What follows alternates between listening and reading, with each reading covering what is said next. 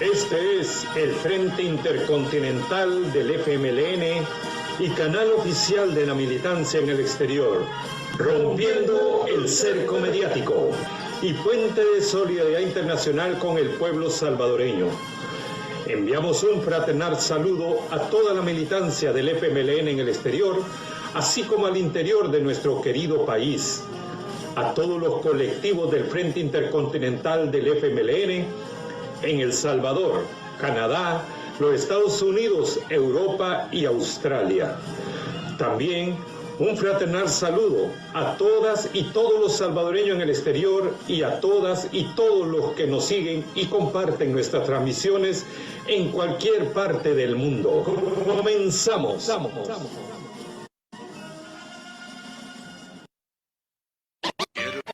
Quiero expresar que te quiero y que bien de adentro todo lo que siento. Atención, mucha atención. Se viene el segundo aniversario del Frente Intercontinental del FMLN, canal oficial de la militancia en el exterior, rompiendo el cerco mediático y puente de solidaridad con el pueblo salvadoreño. 10 de diciembre, de 2 a 4 p.m., hora de El Salvador. Dedicamos este segundo aniversario al comandante Dimas Rodríguez, caído en combate el 12 de diciembre de 1989, en el marco de la ofensiva Hasta el Tope y Punto, también conocida como ofensiva ¡Fuera los fascistas! ¡Febe Elizabeth vive! Y con él rendiremos homenaje también a todas y todos los veteranos del FMLN y a todas y todos los lisiados de guerra del FMLN, conquistadores de la paz y la democracia en El Salvador, selladas con la sangre de todas y todos los héroes y mártires de la revolución salvadoreña.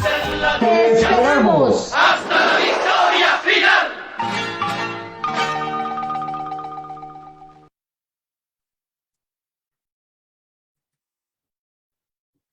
Muy bienvenidas y bienvenidos a este nuevo programa de la utopía revolucionaria del Frente Intercontinental del FMLN, canal oficial de la militancia en el exterior, rompiendo el cerco mediático y puente de la solidaridad con el pueblo salvadoreño. Mi nombre es Alonso Acosta, del Colectivo Digital de Europa, y en esta ocasión tengo el agrado que me acompañe una gran camarada, miembro de la Comisión Política del FMLN, la camarada Miriam Díaz, con quien vamos a estar desarrollando el tema de la lucha de clases y por qué participar en elecciones en la democracia burguesa. Bienvenida, camarada Miriam. Preséntate, yo sé que ya casi todo el mundo te conoce, pero bueno, preséntate y envía un saludo a nuestra militancia y a nuestros colectivos digitales del FMLN. Bienvenida. Bien, saludos compañeros y compañeras. Aquí ya son las 12 del mediodía, ¿verdad? En El Salvador. Un saludo a los compañeros y compañeras que nos escuchan desde cualquier punto del mundo, ¿verdad? Y agradecer también el espacio a los compañeros y compañeras del Frente Intercontinental del FMLN. Espero se encuentren bien y bueno, este es un espacio importante, creo yo, para el debate político, ideológico, para dar la batalla permanente por la construcción también de un mundo mejor. Si me permite, compañero Alonso, quiero también enviar nuestra solidaridad y sentido pésame también a las familias que resultaron afectadas por un lamentable hecho sucedido ahora en San Salvador. Fallecieron 5 personas en una comunidad sobre la calle que conduce a Huizúcar y entre Planes de Renderos. Entonces es algo que nos afecta a todos los salvadoreños y salvadoreñas y en estos momentos tenemos que mostrar solidaridad también y sobre todo muy lamentable porque esto tiene que ver con condenar el hecho de que en el país el actual gobierno desmanteló prácticamente el Sistema Nacional de Protección Civil que permitía dar alerta temprana a las comunidades, que aunque no se puedan evitar algunas situaciones, pero eso permitía salvar vidas. Entonces, externar nuestras sinceras condolencias por el fallecimiento de estas personas, de salvadoreños y salvadoreñas. Gracias, camarada Miriam. Bueno, nos sumamos también entonces a nombre del Frente Intercontinental del FMLN a las condolencias de las familias afectadas y decirles que estamos acá luchando para cambiar esta situación. Estamos acá haciendo un esfuerzo mancomunado, la militancia del FMLN en el exterior con la militancia del FMLN en El Salvador, luchando por transformar la sociedad y construir una sociedad de bienestar social y de seguridad social. Bueno, camarada Miriam, tenemos poco tiempo ahora, porque yo sé que tú estás muy ocupada, y el tema que vamos a tocar es bastante amplio. Quisiera, quizá a manera de introducción, si te parece, presentar unas láminas que nos sirvan como base para empezar un poco el diálogo sobre este tema, ¿te parece? Correcto. Perfecto. Te voy a pedir que apagues la cámara y yo voy a apagar también acá la mía para poder hacerlo.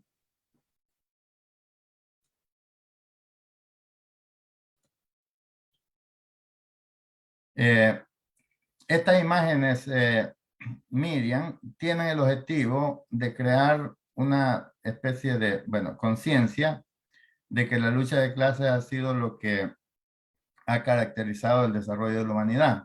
Y con esto no queremos decir de que el capitalismo ha existido por toda la vida, sino que la lucha de clases es una confrontación entre los dominadores y los dominados. Entonces, esta es una imagen de la civilización acadia, que es de las primeras civilizaciones que se tiene conocimiento, y ya desde ahí está la relación, digamos, de dominación. Entonces, Marx, incluso al inicio del manifiesto del Partido Comunista, que lo escribieron Marx y Engels, escribía: toda la historia de la sociedad humana hasta la actualidad en su historia es una historia de lucha de clases. Entonces, y lo cual, aunque Marx no conoció la civilización acadia porque fue descubierto ya un poco entrado en el siglo XIX, sin embargo, sí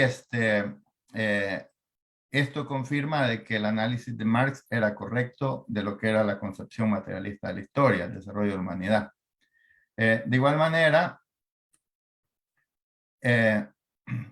la observación que hacía Marx y Engels sobre la moderna sociedad burguesa que se alza sobre la ruina de la sociedad feudal no ha abolido los antagonismos de clase. Esto basado en el triunfo exitoso de la burguesía en Europa y que terminó asesinando a los obreros en París. Entonces, algo que también me gustaría que lo tomáramos en cuenta acá, camarada, es de que muchas veces se cree que el dinero, el mercado y la empresa son instrumentos natos del capitalismo, lo cual no es cierto. O sea, la historia del dinero comienza con la utilización de los metales preciosos como forma de pago allá en Mesopotamia, justamente ahí en esa civilización de Acadia que estaba mostrando, que es la zona de Babilonia, Acadia, Siria, incluso después los persas, los egipcios, y comenzó a utilizarse los metales alrededor de 1500 años antes de Cristo, o sea, y el capitalismo surgió mucho tiempo después. Entonces, y de igual manera el comercio, las relaciones comerciales empezaron a surgir desde que se empezaron a establecer las civilizaciones o las ciudades agrícolas, digamos, los primeros asentamientos agrícolas cuando pasaron de ser nómadas a sedentarios, digamos, la humanidad. Entonces, por eso el comercio existe desde que surgió la civilización, pero el capitalismo como sistema económico apareció hasta después del siglo XIII acá en Europa, y que poco a poco fue sustituyendo también el sistema que estaba antes, el feudalismo, que era un sistema más de siervos y señorío, digamos. También algo que hay que tomar en cuenta sobre el desarrollo del capitalismo, que es lo que Marx le llamó la acumulación originaria, es todos los recursos, todos todos los minerales, el oro, la plata, todo lo que, el cobre incluso, todo lo que sacaron de las colonias, principalmente el descubrimiento de América o la colonización de América. Entonces, Marx escribía el descubrimiento de América, imprimió un impulso a la burguesía europea. Y también, digamos, y esto está basado porque en ese proceso de colonización fue una completamente etnocidio para los pueblos indígenas, porque en apenas 150 años se exterminaron 65 millones de indígenas. Entre ellos, por supuesto, de que aparte de todas las barbaries de asesinatos, hubo mucha muerte por las epidemias que llevaron, los virus, digamos. Pero este es el origen, digamos, del capital, o sea, que fortalece el capitalismo acá en Europa, que es la acumulación originaria de los recursos de oro, digamos, que ellos lo convirtieron en capital para producir más capital. Entonces, por eso que Marx decía, en el capítulo 24 del Capital, que el capital viene al mundo chorreando sangre y lodo por todos los poros, desde los pies a la cabeza. O sea, precisamente porque viene de esa barbarie. Ahora, pasando un poco a lo que es el concepto del partido, que el FMLN, o sea, que es un partido que tiene una ideología democrática, revolucionaria y socialista, que es lo que está contemplado en los estatutos, que ese es el ideario político del partido. Entonces, nuestra visión como partido es la construcción de una sociedad socialista, donde los medios de producción, que son los que producen bienes y servicios para garantizar bienestar social, sean de propiedad social, para que sean repartidos más equitativamente, porque la riqueza la producen los trabajadores. Entonces, por eso que decía Marx, que el capital es un producto colectivo y por lo tanto aspiramos a convertirlo en propiedad colectiva y despojarla de su carácter de clase, quiere decir el carácter de dominación, el carácter de explotación. Entonces, ¿y por qué nosotros aspiramos al socialismo? Porque el socialismo es una característica del ser humano para sobrevivir. Solamente en sociedad podemos nosotros protegernos la vulnerabilidad que tenemos ante todas las amenazas de la naturaleza, digamos. Entonces, por eso que decía, bueno, también se dice en la lógica marxista de que los humanos son seres sociales y su supervivencia depende de la cooperación. Entonces, esa es la razón por la que nosotros queremos construir una sociedad democrática en comunidad donde, digamos, la idea es que sea democrática en todos los órdenes, no solamente ir a votar cada 5 años, ¿va? Sino que sea democrática en la influencia que tiene la sociedad en las decisiones en todos los órdenes, en lo político, lo social, lo cultural y lo económico, donde sean las comunidades mismas las que formulen sus políticas, las que ejecuten sus decisiones, las que controlen que va desarrollándose como debe desarrollarse y evaluar las políticas públicas. Entonces, en un ejercicio de democracia participativa y protagónica, que sean las comunidades mismas las que son las que deciden. Entonces, poniendo en práctica, por supuesto, las decisiones adoptadas por la comunidad. Entonces, quería hacer esto como un preámbulo ahí para poder comenzar el conversatorio, camarada. Así es que te lo dejo ahí para, puedes abrir la cámara y comenzamos a que me des tus valoraciones sobre lo que te he planteado ahí. Bien, es correcto. Usted hacía ahí una presentación que dice que el FMLN es democrático, revolucionario y socialista. Eso dicen nuestros estatutos y seguramente va a pasar por la mente de alguien decir, pero ¿y qué importancia tiene que hablar? Tiene hablar de lucha de clases, hablar de la posibilidad de la construcción de una sociedad distinta, ¿no? A esta sociedad.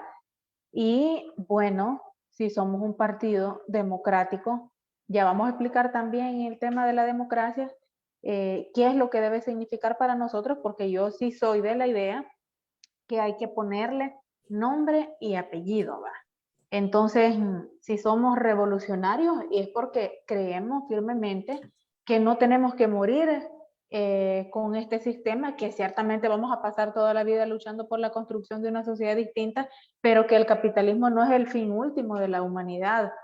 Entonces, la lucha de clases es precisamente es la concepción desde nuestro punto de vista, la visión del mundo que tenemos y la concepción marxista de la historia de la sociedad dividida en clases, ¿no? Es el motor de la historia y volviendo a la pregunta, ¿qué vigencia tiene hablar de eso hoy? Como decimos, democrático, revolucionario y socialista, o el nombre que lleve la construcción de una sociedad en la que prevalezca también el derecho de vivir en paz, en el que prevalezca la justicia. Y cuando escuchamos, creo yo, compañeros y compañeras que nos escuchan, esa palabra, lucha de clases, seguramente yo ya lo he escuchado también de otras personas que lo primero que se viene a la mente, vandalismo, cualquier palabra, digamos, que sea inyectada precisamente por el sistema en la batalla cultural por deformar, porque es su papel, no nos vamos a impresionar y por qué son malos y por qué hacen eso, es el papel de ellos, deslegitimar las luchas a las cuales tenemos derecho. Entonces, lo contrario de eso, y nos hacen creer de que tenemos que luchar por la armonía social, pero que existe armonía social, que el Estado somos todos. Esas son como las palabras contrarias, digamos, a lo que la gente piensa, que hay que procurar armonía social, que el marxismo está obsoleto, que esas palabras de lucha de clase no tiene sentido hablarlas ahora.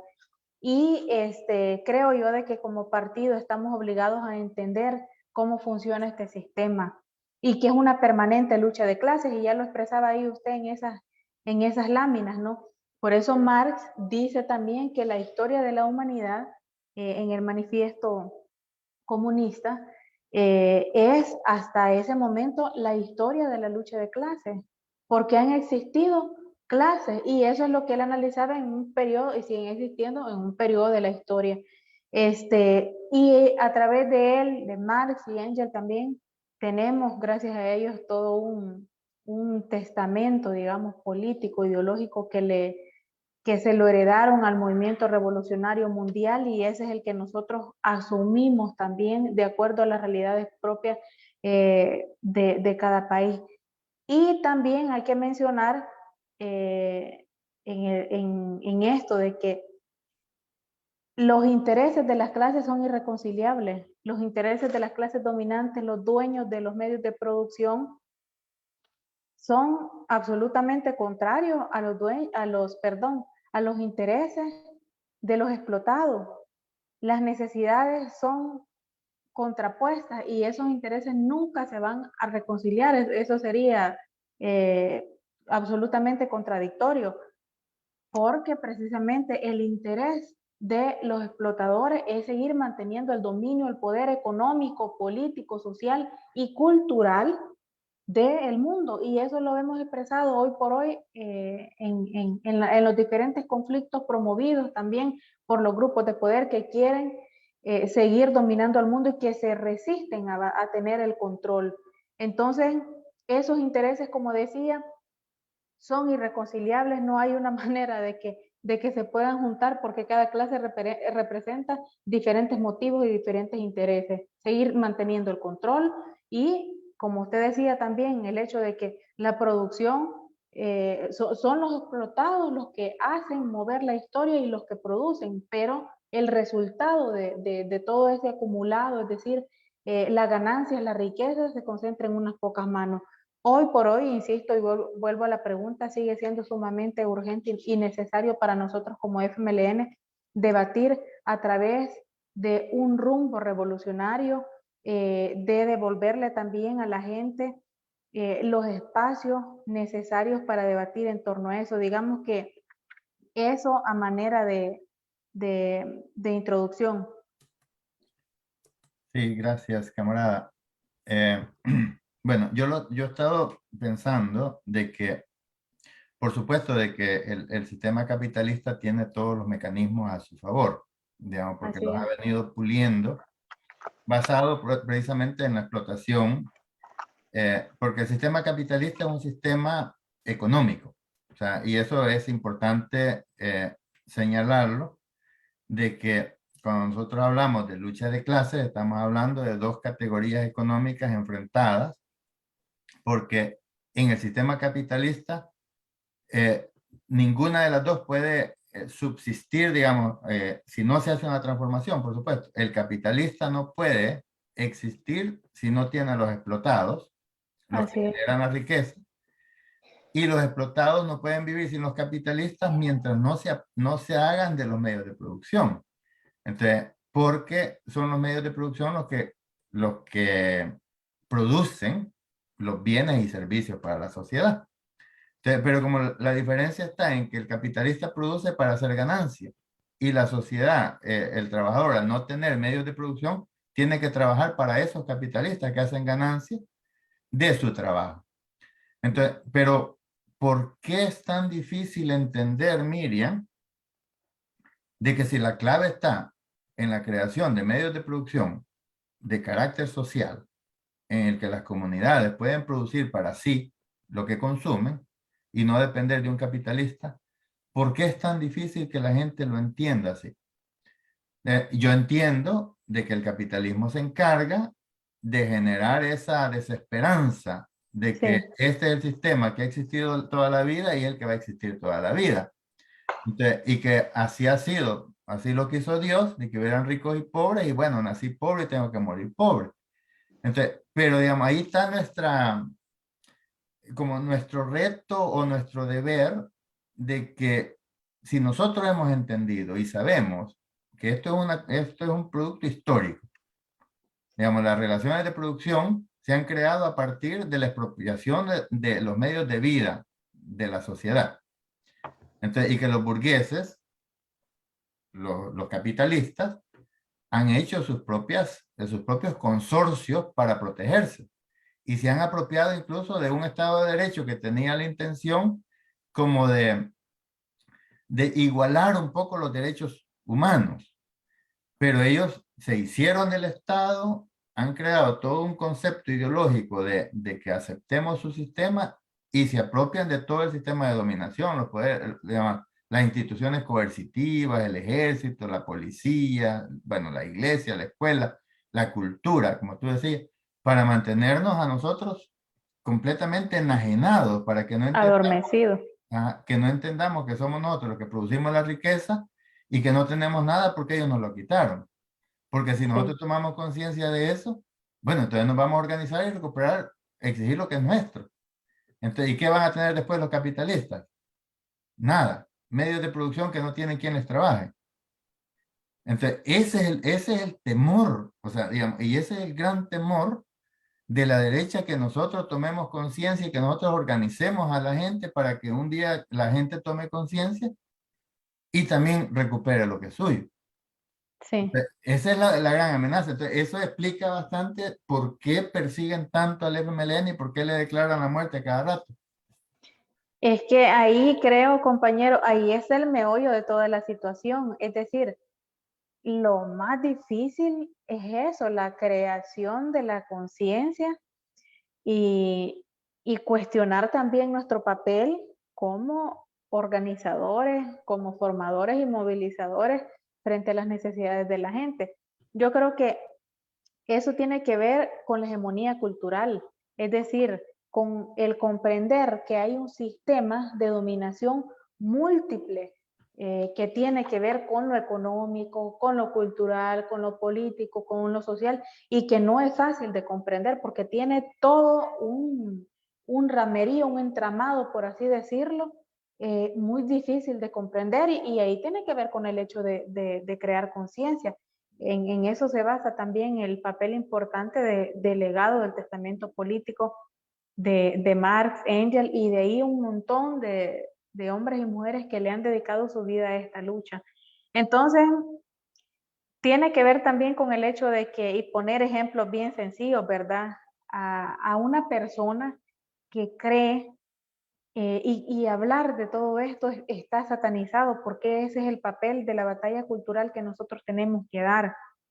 La hegemonía hoy por hoy, que tiene que ver con la capacidad que tiene un grupo, los grupos de poder, por imponer su pensamiento y que la gente lo hace suyo, que la gente lo hace propio, pero realmente representa los intereses de los grupos de poder económico aquí y en cualquier parte del mundo, ¿no? Entonces nos hacen creer de que esto está obsoleto, nos hacen creer de que así es, como decía usted, hasta de una manera natural y que Dios así quiso, que siempre han existido ricos y pobres, la Biblia lo dice, y por poner ejemplo, ¿verdad? Entonces, es una batalla cultural permanente que nosotros tenemos que dar en ese sentido y de entender que no debemos morir tampoco.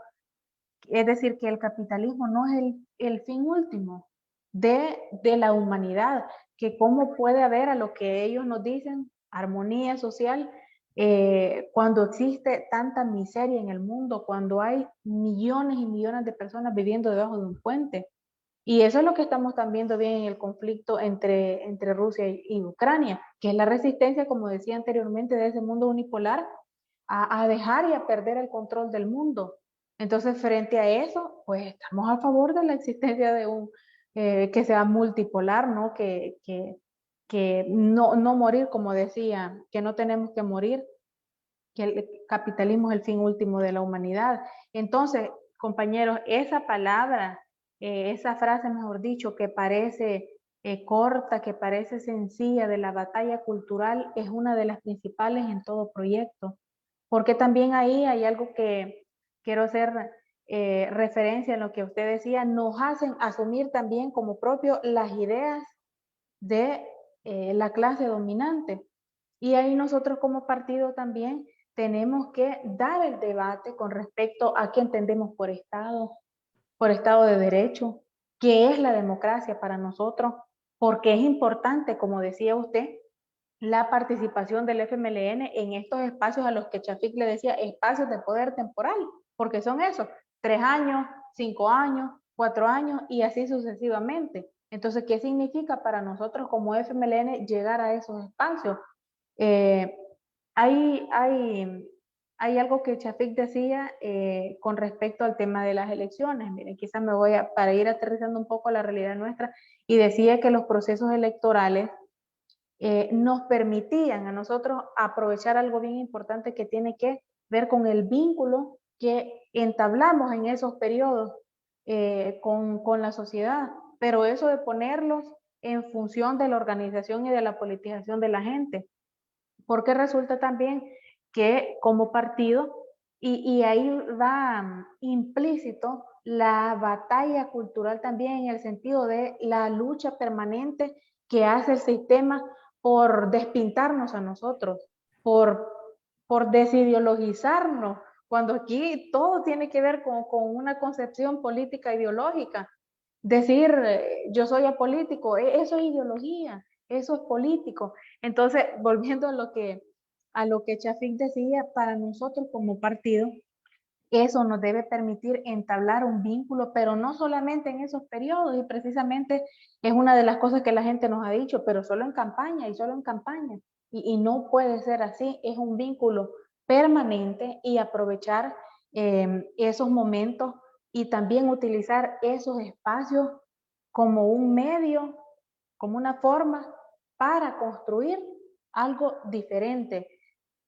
Podría sonar contradictorio porque también por lo que voy a decir, porque el sistema no está, no está hecho para que la izquierda haga transformaciones profundas, porque nos expulsa. Y esto no quiere decir de que no hay que luchar por llegar a esos espacios. Y aclaro esto porque ha sido un ataque permanente. Entonces se renuncia a esa forma de lucha. No, todo lo contrario, es ponerlo en función de avanzar en alguna medida por construir algo que nosotros le decimos que es la democracia, pero no esa democracia de la que habla la derecha, no esa democracia que los organismos internacionales nos quieren poner, esa democracia que reduce a la gente a objetos, que nos reduce a un papel nada más de ir a votar el día de las elecciones cada 3 años y después ir a votar cada 5 años. No, para nosotros la democracia debe trascender de esos límites impuestos y que autocríticamente hay que decirlo que en gran medida la hemos asumido como nuestra. Entonces, la democracia real, pongámosle apellido a la democracia participativa, la democracia en la que la gente tenga la posibilidad de ver cuál es el rumbo a construir el país. Necesitamos construir a simples objetos. Entonces, insisto, pareciera contradictorio decir de que el sistema no está hecho para que la izquierda haga transformaciones profundas y por eso debemos trascender de esas definiciones y construir algo diferente. Y ya hemos visto ejemplos aquí y en América Latina, qué es lo que ha sucedido después. Hoy nosotros como FMLN estamos en un lugar en el que la misma población nos ha ubicado. Yo estaba revisando también, siempre hago y recomiendo la lectura de un documento que Chafik escribe en el 2004. Sigue teniendo mucha vigencia, de hecho dice el FMLN y la vigencia del pensamiento revolucionario en El Salvador. Entonces, leámoslo, es sumamente importante, hay muchísimas cosas que tienen vigencia y ahí señala muchísimas cosas, Chafik, que tienen que ver con esa democracia también.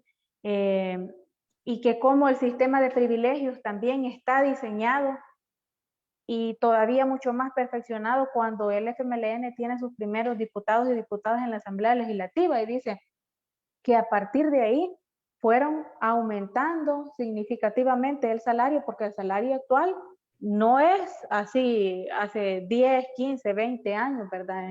En el caso de los diputados y diputadas.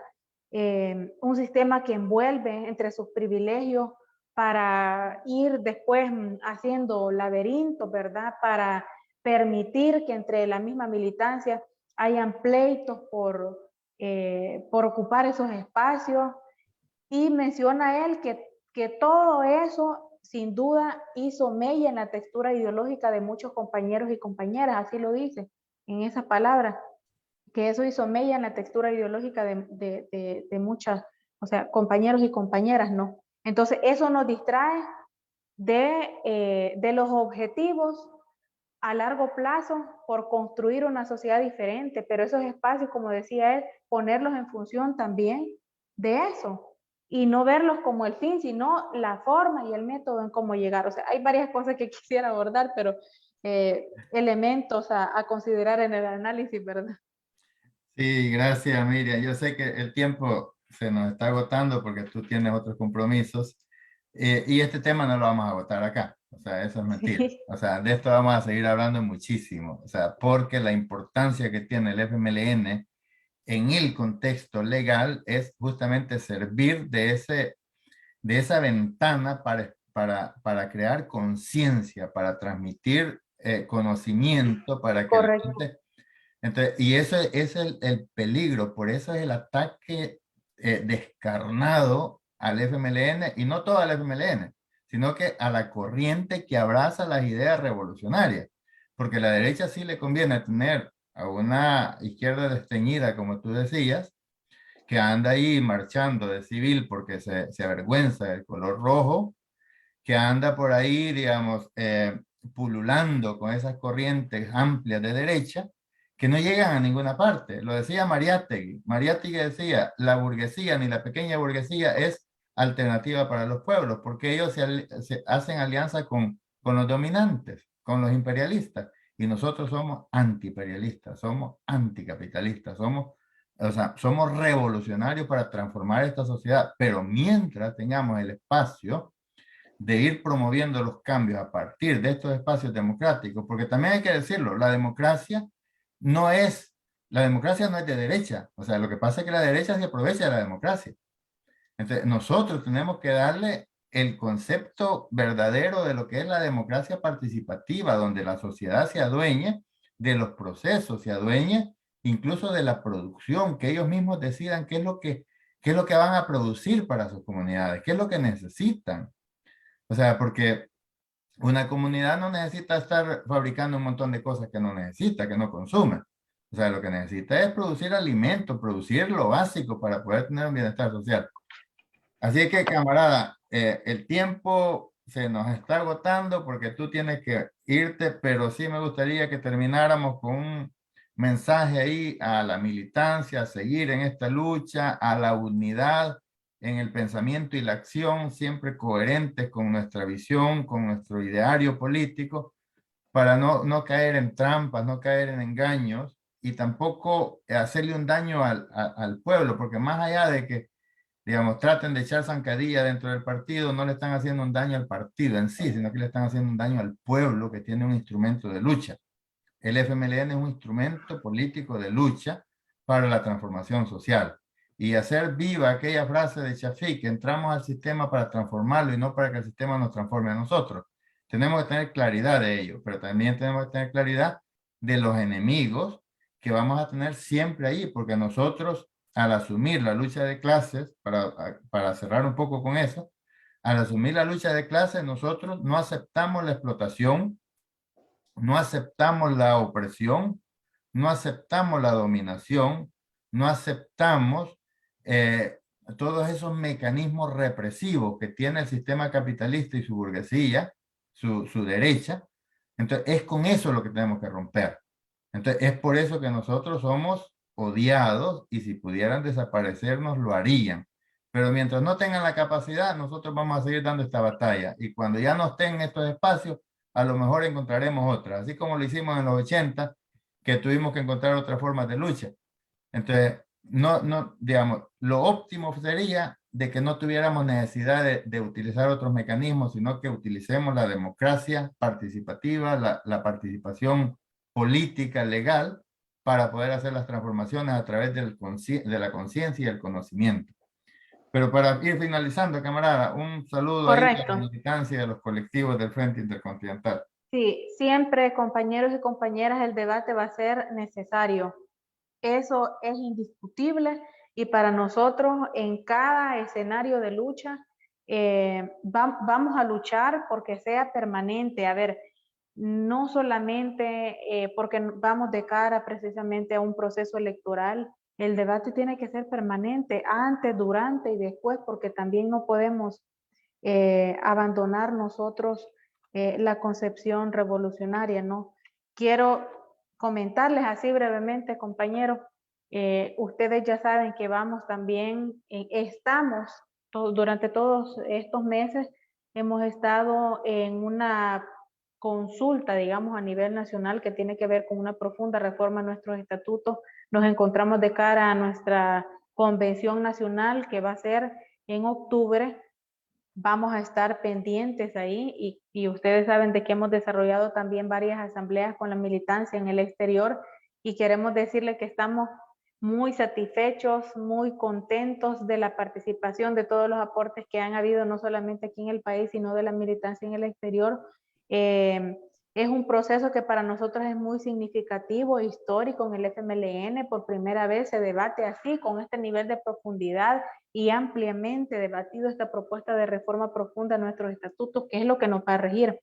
En ello estamos reafirmando nuestro carácter democrático, revolucionario, anticapitalista, antiimperialista, que es lo que nos identifica a nosotros como proyecto revolucionario. Y ha sido un debate abierto, ha sido público y creo de que, digamos, hemos cumplido con esa tarea que obviamente no la hemos finalizado, pero muy contentos de los resultados de esa asamblea. Así que gracias compañeros y compañeras por el espacio. Sin duda hay muchas cosas en las que no podemos así profundizar por el tiempo, pero nos vamos a seguir encontrando en otros espacios, ¿verdad? Y les dejamos ahí la invitación para sumarnos también a las jornadas de debate, que aunque hay que poner fecha también, digamos, con los compañeros y compañeras que no están aquí en el país, pero dejamos ahí la invitación abierta, ¿verdad? Excelente, gracias, camarada. Bueno, tú sabes de que este espacio es el espacio de la militancia del FMLN en el exterior y está para nuestro partido, para nuestro pueblo, para dar a conocer nuestras ideas, para también expresar esa solidaridad y felicitarlos, Miriam, yo sí quiero felicitarlos, felicitarte por el excelente trabajo que están haciendo. Estamos recuperando el partido, se siente. Yo me alegré muchísimo en la marcha, cómo se vio el colorido, a pesar de las amenazas. Así que vendrá más. Esta ola, como decía el comandante Ernesto Che Guevara, esta ola de masas ya no se detendrá más. Así que a nombre del Frente Intercontinental del FMLN, Miriam, agradecerte por tu participación, tu tiempo, expresar tus ideas, darnos aquí también ese apoyo, la orientación. Queremos también enviar un fraternal y revolucionario saludo a los veteranos, veteranas, lisiados y lisiados del FMLN, porque es sobre esa base del sacrificio de ellos que se construyó un espacio de paz y democracia, y ahora nos toca defenderlo y impulsarlo un poco más allá. Así que nos despedimos, no sin antes invitar a la militancia en el exterior a sumarse a este esfuerzo, siempre exigiendo unidad, exigiendo también la libertad para las y los presos políticos en El Salvador, no más persecución política. Agradecemos también a la solidaridad internacional por el apoyo que nos han dado, nos dan y nos seguirán dando para construir la paz y la democracia en El Salvador. Dictaduras nunca más, proletarios de todos los países unidos. Que viva el FMLN.